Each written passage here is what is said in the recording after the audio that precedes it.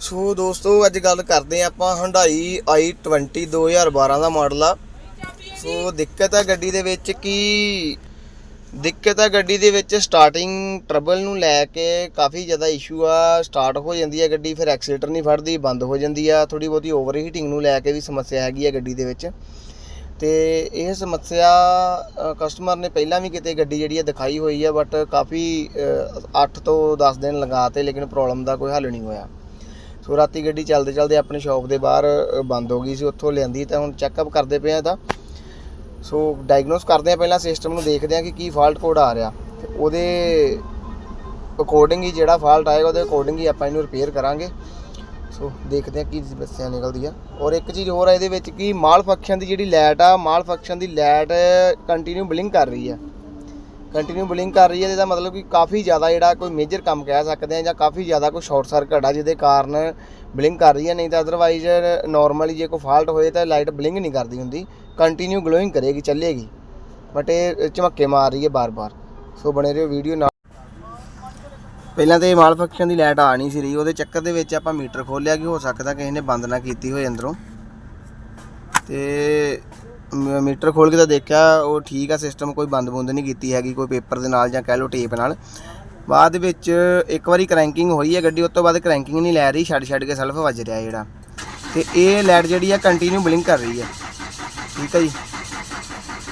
सो fault code आप देख सकते हैं दोस्तों कि ECM PCM प्रोसैसर, और एक आ रहा P062E fuel injector driver circuit performance bank 2। So ਜਦੋਂ इदां ਦਾ फॉल्ट आ रहा तो अपना मसला हो सकता, ਜਾਂ ਤਾਂ ਦੋਸਤੋ ECM ਦੇ ਵਿੱਚ ਹੋਏਗਾ, ਵਾਇਰਿੰਗ ਸ਼ਾਰਟ ਹੋ ਸਕਦੀ ਹੈ, ਤੇ ਜਾਂ ਫਿਰ ਆਪਣੇ ਜਿਹੜੇ ਫਿਊਲ ਇੰਜੈਕਟਰ ਨੇ, ਫਿਊਲ ਇੰਜੈਕਟਰ ਕੋਈ ਸ਼ਾਰਟ ਕਰਦਾ ਪਿਆ, ਉਹਦੀ ਬੋਡੀ ਸ਼ਾਰਟ ਹੈ ਜਿਹਦੇ ਕਾਰਨ ਇਹ ਫਾਲਟ ਜਿਹੜਾ ਬਣਾ ਰਹੀ ਹੈ ਗੱਡੀ। ਸੋ ਕਰਦੇ ਆ ਪਹਿਲਾਂ ਇਹਨੂੰ ਸਟਾਰਟ। ਤੇ ਲਾਈਟ ਵੀ ਜਿਹੜੀ ਆ ਲਾਈਟ ਕੰਟੀਨਿਊ ਬਲਿੰਕ ਕਰ ਰਹੀ ਹੈ। ਠੀਕ ਹੈ ਜੀ, ਔਰ ਫਾਲਟ ਕੋਡ ਤੁਸੀਂ ਦੇਖ ਲਿਆ। ਸੋ ਪਹਿਲਾਂ ਆਪਾਂ ਇਹਨੂੰ ਸਟਾਰਟ ਕਰਨ ਦੀ ਕੋਸ਼ਿਸ਼ ਕਰਦੇ ਹਾਂ ਇੱਕ ਵਾਰੀ, ਜੇ ਸਟਾਰਟ ਹੁੰਦੀ ਹੈ ਜਾਂ ਨਹੀਂ ਹੁੰਦੀ। ਇਹ ਸਲਫ ਜਿਹੜਾ ਦੋਸਤੋ ਛੱਡ ਕੇ ਵੱਜ ਰਿਹਾ ਕਰੈਂਕਿੰਗ, ਸਲਫ ਰਾਉਂਡ ਲੈਂਦਾ ਬੰਦ ਹੋ ਜਾਂਦਾ, ਲੈਂਦਾ ਬੰਦ ਹੋ ਜਾਂਦਾ। ਤੇ ਹੁਣ ਨਾਲ ਦੀ ਨਾਲ ਹੀ ਆਪਣੀ ਜਿਹੜੀ ਇਹ ਹੀਟਰ ਪਲੱਗ ਦੀ, ਗਲੋ ਪਲੱਗ ਦੀ ਜਿਹੜੀ ਰਿਲੇ ਆ, ਉਹ ਵੀ ਕੰਟੀਨਿਊ ਜਿਹੜੀ ਆ ਔਨ ਆਫ ਦੀ ਆਵਾਜ਼ ਆ ਰਹੀ ਹੈ, ਟਿਕ ਟਿਕ ਦੀ। ਤੇ ਇਸ ਸਾਈਡ ਜਿਹੜੇ ਆਪਣੇ ਦੋਸਤੋ ਫਿਊਜ਼ ਹੈਗੇ ਨੇ, 4 ਫਿਊਜ਼ ਹੈ, 1 2 3 ਚਾਰੇ ਫਿਊਜ਼ ਜਿਹੜੇ ਆਪਣੇ ECM ਦੇ ਇੰਜੈਕਟਰ ਦੇ ਸੈਂਸਰ ਦੇ ਨੇ, ਉਹ ਚਾਰੇ ਚੈੱਕ ਕਰ ਲਿਆ। ਮੇਨ ਫਿਊਜ਼ ਵੀ ਸਹੀ ਹੈ ਆਪਣਾ 30 ਐਂਪੀਅਰ ਦਾ। ਤੇ ਹੁਣ ਕੀ ਹੈ ਕਿ ਇਹ ਚਾਰੋਂ ਇੰਜੈਕਟਰ ਨੇ, ਚਾਰੋਂ ਇੰਜੈਕਟਰ ਚੈੱਕ ਕਰਨੇ ਪੈਣਗੇ ਵਾਰੀ, ਹੋ ਸਕਦਾ ਕਿਸੇ ਦੀ ਇੰਟਰਨਲ ਬੋਡੀ ਸ਼ਾਰਟ ਹੋਏ। ਹਾਂ,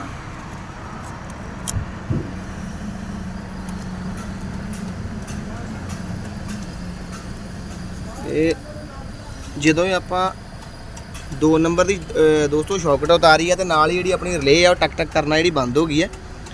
ਤੇ ਇਹਨੂੰ ਲਾ ਕੇ ਵਾਰੀ ਦੇਖਦੇ ਹਾਂ। ਸੋ ਫਿਲਹਾਲ ਤੇ ਸਹੀ ਲੱਗਦੇ ਨੇ, 2 ਨੰਬਰ ਇੰਜੈਕਟਰ ਦੇ ਵਿੱਚ ਕੋਈ ਦਿੱਕਤ ਲੱਗਦੀ ਹੈ। ਇਹਦੀ ਸ਼ੌਕਟ ਉਤਾਰਦੇ ਹਾਂ ਤੇ ਇੱਕ ਵਾਰੀ ਕ੍ਰੈਂਕਿੰਗ ਕਰਕੇ ਚੈੱਕ ਕਰਦੇ ਹਾਂ ਭਲਾ ਵੀ ਆਪਣਾ ਕੋਈ ਰਿਸਪੌਂਸ ਦੇ ਰਹੀ ਹੈ ਗੱਡੀ ਜਾਂ ਨਹੀਂ ਦੇ ਰਹੀ।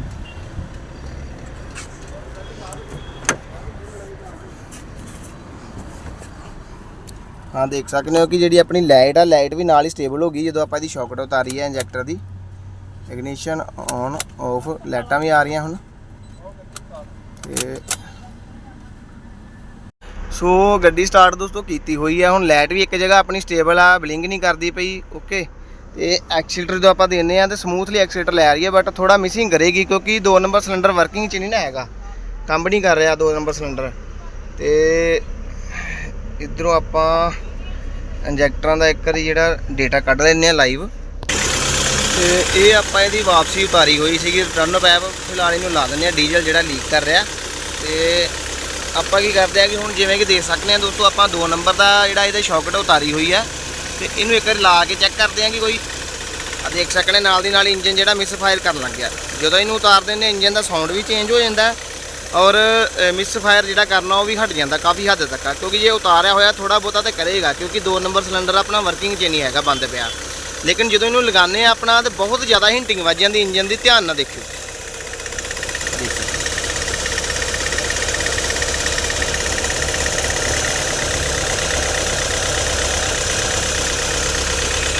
बंद करके स्टार्ट कर। ਬਾਹਰੋਂ ਮਾਰ ਦੋ। ਉਹ ਕਰੈਂਕਿੰਗ ਕਰ ਰਹੇ ਆ ਦੁਬਾਰਾ ਤੋਂ ਬੰਦ ਕਰਕੇ।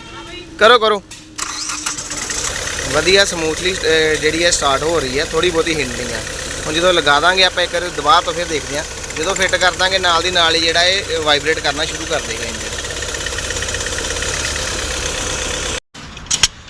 ਇੰਜੈਕਟਰ ਟਾਈਟ ਵੀ ਕਾਫੀ ਜ਼ਿਆਦਾ ਹੈ, ਕਦੀ ਖੁੱਲੇ ਨਹੀਂ ਹੈਗੇ ਕਾਫੀ ਲੰਬੇ ਸਮੇਂ ਤੋਂ। ਬਹੁਤ ਜ਼ਿਆਦਾ ਪੁੱਲਰ ਦੇ ਨਾਲ ਕੱਢਦੇ ਪਏ ਆ। ਤੇ ਇਹਦੇ ਵਿੱਚ ਚਾਂਸ ਇਹ ਵੀ ਹੁੰਦਾ 50% ਚਾਂਸ ਹੁੰਦਾ ਕਿ ਵੱਜ ਵੀ ਜਾਂਦਾ ਤੇ ਕਈ ਵਾਰੀ ਟੁੱਟ ਕੇ ਹੈਡ ਦੇ ਵਿੱਚ ਵੀ ਰਹਿ ਜਾਂਦਾ। ਉਹ ਚੱਕਰ ਵਿੱਚ ਫਿਰ ਥੋੜਾ ਲੰਬਾ ਪੈ ਜਾਂਦਾ ਕੰਮ। ਬਾਕੀ ਚੱਲਦੇ ਪਿਆ ਇੰਜੈਕਟਰ ਆਸਤੇ ਆਸਤੇ ਆ ਰਿਹਾ। ਜੇ ਜ਼ਿਆਦਾ ਧੱਕਾ ਕਰਾਂਗੇ ਤੇ ਦੋ ਹਿੱਸਿਆਂ ਵਿੱਚ ਜਿਹੜਾ ਹੋ ਜਾਂਦਾ ਹੁੰਦਾ, ਅੱਧਾ ਨੀਚੇ ਦਾ ਨੀਚੇ ਰਹਿ ਜਾਂਦਾ ਹੈਡ 'ਚ ਔਰ ਅੱਧਾ ਜਿਹੜਾ ਬਾਹਰ ਆ ਜਾਂਦਾ ਹੁੰਦਾ। ਮਾਰ ਦੋ ਸੱਟਾਂ ਹੋਰ ਮਾਰ ਮਾਰ ਕੋਈ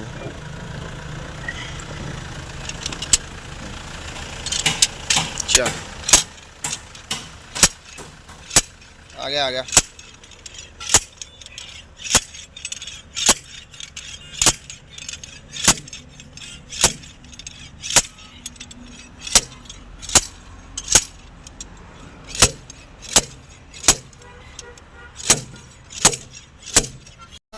ਦੋਸਤੋ ਹੈਗਾ ਪੁਰਾਣਾ ਇੰਜੈਕਟਰ। ਠੀਕ ਹੈ ਜੀ। ਇੰਜੈਕਟਰ ਦੀ ਵੀ ਹਾਲਤ ਦੇਖ ਲਓ, ਕਿਉਂਕਿ ਇਹ ਸਾਈਡ ਤੇ ਕਾਰਬਨ ਉਦੋਂ ਆਉਂਦੀ ਹੈ, ਉਦੋਂ ਕਚਰਾ ਆਏਗਾ ਜਦੋਂ ਆਪਣੀ ਜਿਹੜੀ ਇਹ ਵਾਸ਼ਲ ਪਾਈ ਹੁੰਦੀ ਹੈ, ਨੀਚੇ ਸੀਲ ਪਾਈ ਹੁੰਦੀ ਹੈ, ਲੀਕ ਕਰ ਜੇ। ਸੀਲ ਲੀਕ ਕਰਦੀ ਹੈ, ਥੋੜਾ ਥੋੜਾ ਕਚਰਾ ਜਿਹੜਾ ਇਹਦਾ ਕੰਪਰੈਸ਼ਰ ਆ ਇੰਜਨ ਦਾ, ਪਾਵਰ ਸਟ੍ਰੋਕ ਜਿਹਨੂੰ ਕਹਿੰਦੇ ਹਨਾ, ਪਾਵਰ ਸਟ੍ਰੋਕ ਤੇ ਜਦੋਂ ਆਉਂਦਾ ਉਹ ਬਰਨ ਹੁੰਦਾ ਫਿਊਲ, ਉਦੋਂ ਇਹ ਥੋੜਾ ਥੋੜਾ ਉੱਪਰ ਨੂੰ ਲੀਕ ਹੋ ਕੇ ਇੱਥੇ ਕਾਰਬਨ ਬਣਨੀ ਸ਼ੁਰੂ ਹੋ ਜਾਂਦੀ ਹੈ। ਇਹ ਵਾਸ਼ਲ ਦੇਖ ਸਕਦੇ ਆਪਾਂ, ਵਾਸ਼ਲ ਜਿਹੜੀ ਹੈ ਬਿਲਕੁਲ ਖਰਾਬ ਆ, ਬੈਠੀ ਹੋਈ ਹੈ ਵਾਸ਼ਲ। ਜਦੋਂ ਇਹੋ ਹੀ ਪੁਰਾਣੀ ਫਿੱਟ ਕਰ ਦਾਂਗੇ ਤੇ ਦਿੱਕਤ ਆਏਗੀ ਹੈਗੀ। ਕਈ ਵਾਰੀ ਇਦਾਂ ਹੁੰਦਾ ਕਿ ਇੰਨੇ ਜਾਮ ਹੋ ਜਾਂਦੇ ਆ, ਨੀਚੇ ਦਾ ਹੀ ਸਾਈਡ 'ਚ ਰਹਿ ਜਾਂਦਾ, ਉੱਪਰ ਦਾ ਹੀ ਜਿਹੜਾ ਉੱਪਰ ਆ ਜਾਂਦਾ। ਤੇ ਇਹਦੀ ਜਗ੍ਹਾ ਕਰਾਂਗੇ ਆਪਾਂ, ਇਹ ਵਾਲਾ ਇੰਜੈਕਟਰ ਆਪਣੇ ਕੋਲ ਹੈਗਾ, ਬ੍ਰਾਂਡ ਨਿਊ ਓਕੇ ਰਿਪੋਰਟ ਆ, ਟੈਸਟਡ ਆ, ਇਹ ਫਿੱਟ ਕਰਾਂਗੇ। ਤੇ ਇਹ ਗੱਲ ਜਾਂਦੇ ਆ ਇੰਜੈਕਟਰ ਤੋਂ ਲਗਾਉਣ ਤੋਂ ਬਾਅਦ ਮੈਂ ਤੇਰਾ ਵੇਖਣਾ ਕੀ ਹੈ ਨਾ।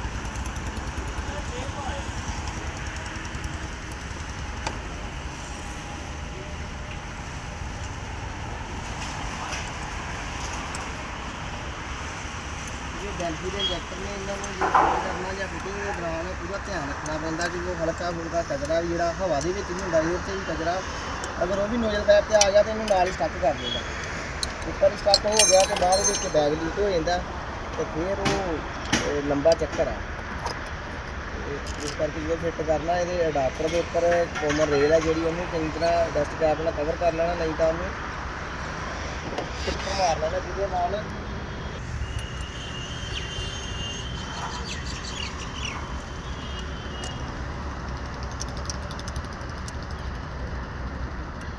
ਇਹ ਆਪਣਾ ਹੋ ਗਿਆ ਜੀ ਇੰਜੈਕਟਰ ਟਾਈਟ।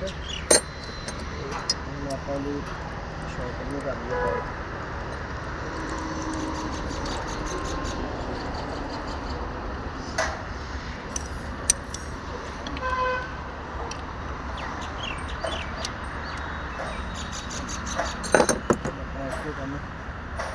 फाइनली आप ये लगा दिए शॉकेट, तो फिर करते हैं क्रैंकिंग। सामने ध्यान रखो, चलो इधर मारो कैमरा। ਹੁਣ ਸ਼ੌਕਟ ਦੀ ਦੋਸਤੋ ਲੱਗੀ ਹੋਈ ਹੈ ਇੰਜੈਕਟਰ ਆਪਣੇ ਦੀ। ਠੀਕ ਹੈ ਜੀ, ਕੋਈ ਦਿੱਕਤ ਨਹੀਂ ਆ ਰਹੀ, ਕੋਈ ਨੌਕਿੰਗ ਨਹੀਂ ਕਰ ਰਿਹਾ ਇੰਜਨ, ਕੋਈ ਮਿਸ ਫਾਇਰ ਨਹੀਂ ਕਰ ਰਿਹਾ, ਬਿਲਕੁਲ ਸਹੀ ਹੈ। ਹੁਣ ਇਹਨੂੰ ਉਤਾਰ ਕੇ ਚੈੱਕ ਕਰਾਉਂਦੇ ਆ। ਠੀਕ ਹੈ ਜੀ, ਬਿਲਕੁਲ ਸਹੀ ਹੈ, ਕੋਈ ਦਿੱਕਤ ਨਹੀਂ ਹੈਗੀ। ਲਗਾ ਦਾਂਗੇ ਤਾਂ ਵੀ ਕੋਈ ਦਿੱਕਤ ਨਹੀਂ ਆ ਰਹੀ, ਜੋ ਕਿ ਸਿਸਟਮ ਆਪਣਾ ਬਿਲਕੁਲ ਸਹੀ ਹੋ ਚੁੱਕਿਆ। ਇੰਜੈਕਟਰ ਦੇ ਵਿੱਚ ਇਸ਼ੂ ਸੀਗਾ, ਇੰਜੈਕਟਰ ਚੇਂਜ ਕਰਤਾ। ਪੁਰਾਣੇ ਵਾਲਾ ਇੰਜੈਕਟਰ ਹੈਗਾ ਆਪਣਾ ਇਹ ਸਾਰਾ ਖੇਡ ਜਿਹੜਾ ਇੱਥੋਂ ਹੀ ਖਰਾਬ ਹੋ ਰਿਹਾ ਸੀਗਾ, ਜਿਹਦੇ ਕਰਕੇ ਗੱਡੀ ਦੇ ਵਿੱਚ ਦਿੱਕਤ ਆ ਰਹੀ ਸੀ। ਚੱਲਦੀ ਗੱਡੀ ਜਿਹੜੀ ਆ ਬੰਦ ਹੋ ਰਹੀ, ਔਰ ਸਟਾਰਟਿੰਗ ਹੈ ਜਿਹੜੀ ਸਟਾਰਟਿੰਗ ਦੀ ਆਪਣੀ ਖਰਾਬ ਹੋ ਰਹੀ ਅੰਦਰ ਆ। नीचे सॉरी अंदर ये क्लस्टर मीटर देख सकते ਆਪਾਂ, कोई लाइट नहीं ब्लिंक कर रही कोई है ना। ਤੇ ਹੁਣ ਇਹਨੂੰ ਫਾਈਨਲੀ ਫਾਲਟ ਕੋਡ ਕਰਦੇ ਆ ਅਸੀਂ ਇਹਦਾ clear.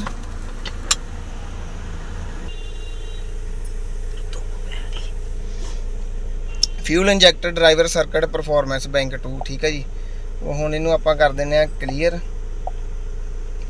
Fault code clear. Malfunction ਦੀ ਲਾਈਟ ਦਿਖਾਓ। ਉਧਰ ਮਾਲ ਫੰਕਸ਼ਨ ਦੀ ਦੋਸਤੋ ਲਾਈਟ ਵੀ ਜਾ ਚੁੱਕੀ ਹੈ, ਇਹ ਕੋਨੇ ਤੇ ਆ ਰਹੀ। ਠੀਕ ਹੈ ਜੀ, और इधर दोबारा सिस्टम डायग्नोस किया, नो ट्रबल कोड। ओके जी, सो सिस्टम अपना बिल्कुल ओके है। एक बार टेस्ट ड्राइव लेने ये तो बाकी गड्डी सारी को कर दें pack. Okay ignition of on, ਠੀਕ ਆ। ਮਾਲ ਫੰਕਸ਼ਨ ਦੀ ਲਾਈਟ ਆ ਰਹੀ ਆ ਤੇ ਕਰੈਂਕਿੰਗ ਕਰਦੇ ਆ, ਬਿਲਕੁਲ ਸਮੂਥ ਆ ਇੰਜਨ ਸਟਾਰਟ ਆ, ਕੋਈ ਹਿੰਟਿੰਗ ਨਹੀਂ ਹੈਗੀ ਇੰਜਨ ਦੇ ਵਿੱਚ। ਬਟ ABS ਦਾ ਜਿਹੜਾ ਫਾਲਟ ਆ ਉਹ ਕਸਟਮਰ ਦੀ ਰਿਕੁਆਇਰਮੈਂਟ ਦੇ ਅਕੋਰਡਿੰਗ ਵੇਖਾਂਗੇ, ਜੇ ਉਹ ਕਹਿਣਗੇ ਤੇ ਕਰਾਂਗੇ, ਜੇ ਨਹੀਂ ਤਾਂ ਕੋਈ ਦਿੱਕਤ ਨਹੀਂ। ਸਟਾਰਟਿੰਗ ਇੱਕ ਵਾਰੀ ਫੇਰ ਦਿਖਾ ਲਓ।